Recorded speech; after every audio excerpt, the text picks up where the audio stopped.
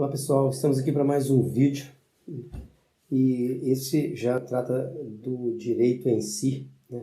Eu parei com aquela lenga-lenga e vamos tratar da matéria em si.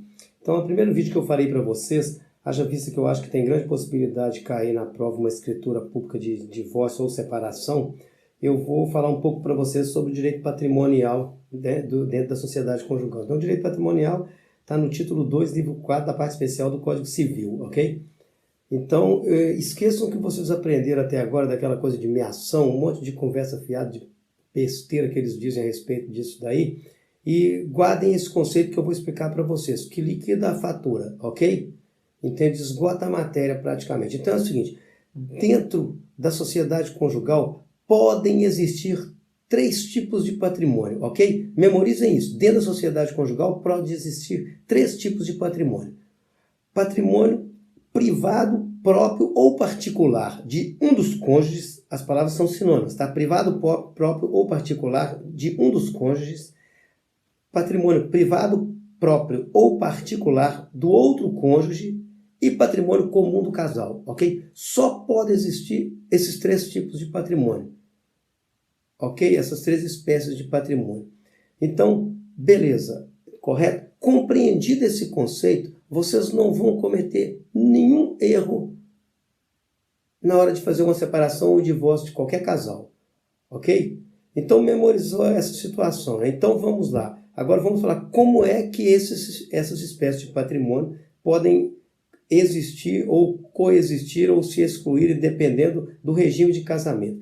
Então, vamos falar primeiro do regime da comunhão universal de bens, ok? Comunhão universal de bens, todo mundo já ouviu falar, era um regime, né, que legal antes da lei do divórcio, a lei 6.515 de 77, e a partir da lei do divórcio, o regime legal passou a ser o regime da comunhão parcial. Então, antes da lei do divórcio, em não havendo pacto, prevalecia o regime da comunhão universal de bens. A partir de 77, em não havendo pacto, prevalece o regime da comunhão parcial de bens, ok? Então, no regime da comunhão universal de bens, todo o patrimônio do casal é comum. Esqueçam o que vocês já ouviram dizer assim, porque se for o regime da comunhão parcial, cada um tem metade de cada coisa. Não, não tem metade de cada coisa, não. Cada um tem metade do patrimônio comum. Numa eventual separação, pode ocorrer que cada um fique com a metade de cada bem, mas eles podem decidir que um fique com alguns bens e o outro fique com outros bens, ok? Então, cada um não tem metade de cada bem, não. Isso é uma interpretação totalmente equivocada. Cada um tem metade do patrimônio comum. Então, se eles possuírem 10 imóveis de mesmo valor, um pode ficar com 5, o outro pode ficar com 5. Se nós partíssemos do pressuposto que cada um tem metade de cada um, se um ficasse com 5, o outro ficasse com 5, teria que haver uma permuta de frações ideais e incidiria ITBI. Tá? E a jurisprudência é pacífica em entender que não incide exatamente, o fundamento é esse. O patrimônio é comum, né? O patrimônio não é metade de cada um, não. É metade, o patrimônio é comum. Numa eventual separação, eles podem decidir que cada um vai ficar com metade de cada bem, ou eles podem partilhar os bens conforme como melhor lhes convier, ok? Então, beleza? Então, regime de comunhão universal, todos os bens se comunicam. Há exceções? Há. Artigo 1668 do Código Civil. Quais os bens? Por uma doação porventura recebida com cláusula de incomunicabilidade ou uma herança recebida com cláusula de incomunicabilidade, que o testador pode ter havido em testamento lá e o testador colocou que aqueles bens ficariam para a pessoa com cláusula de incomunicabilidade, ok? E o artigo 1668 tem algumas outras coisas que não vêm ao caso aqui. O que é importante? É isso aí. São os bens doados com cláusula de incomunicabilidade, ok? Ou herdados, e ele remete a gente para o 1659, que fala de pensões, soldos, montepio e salário, obviamente, porque se você trabalha, tem um salário, seu marido tem um salário, você se separa, aí você vai ter direito à metade do salário dele? É óbvio que não. Então o legislador ressalvou isso na norma, ok? Se você recebe uma pensão, essa pensão não vai comunicar em razão do casamento. Então, quando você se separar, a pessoa tem direito à metade da pensão que você recebia? Jamais, ok? Então, beleza. Regime da comunhão parcial é isso aí. Memorizado? Ok. Comunhão parcial não, desculpe-me, comunhão universal de bens. E eu não editaria os vídeos, né? Esses erros vocês terão que se acostumar com ele. Não editaria exatamente para mostrar para vocês o seguinte, que eu sou uma pessoa comum que nem vocês e erro a mesma coisa. Rapaz, está um frio desgraçado aqui em Santa Catarina. E agora são mais de 2 horas da manhã. Eu vou terminar esse vídeo aqui e vou dormir porque eu já estou cansado e com frio. Mas, então é o seguinte, vamos agora para o regime da comunhão parcial de bens, ok? Então, na comunhão parcial de bens, como que funciona a situação patrimonial do casal?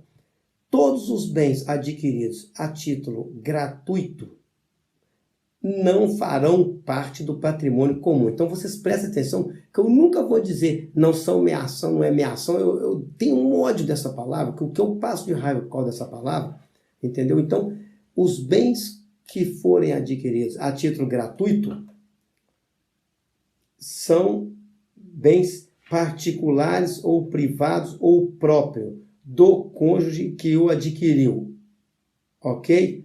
Então, os bens adquiridos a título oneroso, aliás, a título gratuito, independe de ser antes ou depois do início da sociedade conjugal, correto? Então, a herança que você recebeu, as doações que você receber, independente de terem sido anteriores ou posteriores ao casamento, farão parte do seu patrimônio particular, ok? Do seu patrimônio próprio, beleza? E todos os bens adquiridos a título oneroso, aí tem duas nuances. Se foi adquirido antes do início da sociedade conjugal, continua pertencendo ao seu patrimônio particular, ok? Se foi adquirido depois do início da sociedade conjugal, fará parte do patrimônio comum do casal, ok? Então, o que cada cônjuge recebeu a título gratuito, independente de ser antes ou depois do início da sociedade conjugal, entende? Fará parte do patrimônio privado de cada cônjuge, ou do patrimônio particular, ou do patrimônio próprio. Tá? Você verá essas 3 palavras na norma. Tá? E agora, os bens que forem adquiridos a título oneroso, aí você tem que avaliar 2 circunstâncias. Se foram adquiridos antes do início da sociedade conjugal, patrimônio privado daquele cônjuge que o adquiriu. Se for adquirido depois do início da sociedade conjugal, patrimônio comum do casal, ok? Numa eventual separação, cada um poderá ficar com a metade de cada bem que foi adquirido a título oneroso ou poderão partilhá-los conforme melhor lhes convier. E o patrimônio privado de cada um permanecerá no patrimônio de cada cônjuge, ok? Mas você deve arrolá-los lá na separação, certo? Você tem que informar isso na escritura pública, que se for feito por escritura pública, eu aconselho fazer, porque é muito mais ágil, correto? Então, existe exceção? Existem. 1659 do Código Civil, ok? Então, qual a exceção? Se os bens subrogados adquiridos em subrogação a bens que pertenciam ao patrimônio privado. Isso é uma coisa que tem na norma, pessoal. Eu nunca vi na prática, entende? Alguém se lembrar, esse apartamento eu adquiri, eu era solteiro. Aí vendi, peguei o dinheiro, comprei um novo apartamento. Olha, coloca aí na escritura que esse apartamento está sendo comprado com o dinheiro do apartamento que eu vendi, que fazia parte do meu patrimônio privado.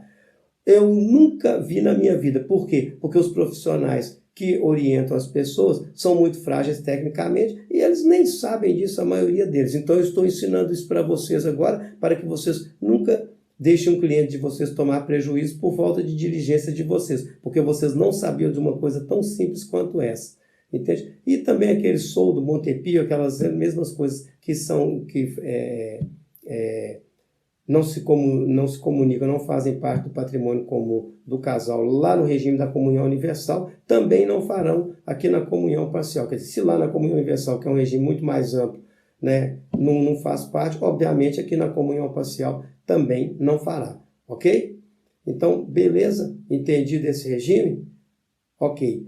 Agora, vamos para o regime da separação absoluta, que é o regime, né, pactuado lá e as partes podem pactuar o que melhor lhes aprouver, mas desde que não contrarie disposição expressa de lei, porque se o pacto contrariar a disposição expressa de lei, aquela disposição aquela cláusula do pacto é nula. Comuníssimo. Todos os dias chega alguém no cartório que quer colocar, né, num pacto antinupcial alguma coisa que a lei não permite que seja colocada, alguma coisa que contraria a disposição expressa de lei. Então é impossível você fazer um pacto antinupcial lá, entendeu? Aí chega uns malucos lá que querem fazer um pacto antinupcial no regime da comunhão parcial. Tem advogado para tudo, né? É impressionante, entende?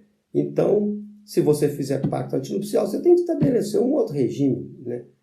O da comunhão parcial já está estabelecido na norma, correto? Então, vamos lá. Da separação absoluta ou separação pactuada, né? Esse regime, nada se comunica, ok? Nem que a título oneroso, nem a título gratuito, vai depender do que estiver lá no pacto antinupcial, correto? Esse regime você tem que ler o que tem no pacto lá. Mas o normal, quando se faz esse pacto, é exatamente para nada se comunicar, ok? Então, se houver uma discussão lá numa eventual separação, aí o juiz que vai decidir se alguma coisa ele vai decidir que seja partilhado lá ou não. Mas, em tese, você vai respeitar o que está no pacto e nada se comunicará nesse regime. E, inclusive, é o único regime que a lei excepciona que um cônjuge pode, sem a anuência do outro, alienar todos os bens que a ele pertencem, ok? Desculpe-me. Então, a outra questão, né, que nós temos, o outro regime de bens, né, é o da separação legal. É o meu caso, eu sou casado com separação legal porque quando eu casei minha esposa tinha 14 anos de idade, ok? Então, o que ocorre? Nesse regime, esse regime ele foi, né, criado para proteger o cônjuge, né, que menos favorecido. Então, ele é obrigatório em todos os casos que a pessoa depende de autorização judicial para casar, que era o caso da minha filha com 14 anos, ela dependia de autorização judicial para casar. Então, o regime que você pode se casar é o da separação legal, ou seja, é o determinado por lei. Ou dos maiores de 70 anos, era maior de 60 anos, agora passou para maiores de 70 anos, e aqueles que se casarão com alguma das cláusulas suspensivas do casamento lá. É alguém que fez divórcio e não fez a partilha de bens. Isso aqui, gente, nos vídeos, primeiro que eu não vou memorizar todos esses artigos para dizer para vocês. E segundo que os vídeos ficariam grandes demais, não é o nosso objetivo. Então eu vou dizer para vocês o que? Eu vou ser bastante sucinto. Eu vou dizer o que é o regime, como é que ele funciona e, obviamente, qualquer dúvida, se você quiser se aprofundar na matéria, você vai lá no artigo. Mas, de qualquer forma, eu disponibilizarei um material escrito, entendeu? No blog, eu porei, cada vídeo que eu fizer aqui, eu porei uma matéria escrita a respeito, compilarei todos os artigos que tratam da matéria e colocarei lá no vídeo para que vocês possam, né, aliás, colocarei lá no blog para que vocês possam dar uma olhada se vocês não quiserem pesquisar no código, ok? E às vezes até alguma decisão judicial, alguma questão a respeito da matéria, tá bom? Então, e o próximo regime, eu espero que nenhum examinador seja maluco de cobrar uma coisa dessa numa prova. É um regime mais tapafúrdio que eu já vi na minha vida, é de comunicação final dos aquestos. Lá, você lê aquele artigo, cada vez que a gente lê, a gente entende uma coisa, mas parece que ele quer dizer o seguinte: nesse regime, todo mundo continua com patrimônio próprio, ou privado, ou particular, ou seja, tudo que eu adquiri durante a sociedade conjugal continua sendo patrimônio próprio meu. Mas se foi adquirido a título oneroso durante a sociedade conjugal, quando numa eventual separação, esse patrimônio próprio, que eles denominaram de aquestos, será partilhado. Tá? Mas eu me recuso a me aprofundar nesse regime. Quem quiser passar raiva, leia lá o artigo, o capítulo que trata desse regime, né, de bens dentro do casamento. E eu achava que ninguém teria sido maluco de casar nesse regime. Até o dia que eu fiz o primeiro vídeo desse aqui, que eu comecei a fazer o blog, não tinha. Agora, uns dias atrás, apareceu um casal lá para se separar no cartório e casou nesse regime. Eu devia ter matado o sujeito que deu a ideia para eles. Eu nunca vi um negócio maluco desse. Não sei para que isso, é só para criar confusão. Como é que você vai separar aquilo lá? Entendeu? Mas tudo bem. Então, basicamente, sobre os regimes de bens do casamento, né, é isso que eu tinha para dizer para vocês. O próximo vídeo que eu farei, eu vou criar uma situação concreta e eu vou simular um caso concreto de uma separação, um divórcio que se apresentou, né, no cartório para que nós pudéssemos fazer, e daí eu vou simular a situação e depois vou dizer como que é feito, como que é lavrado o ato.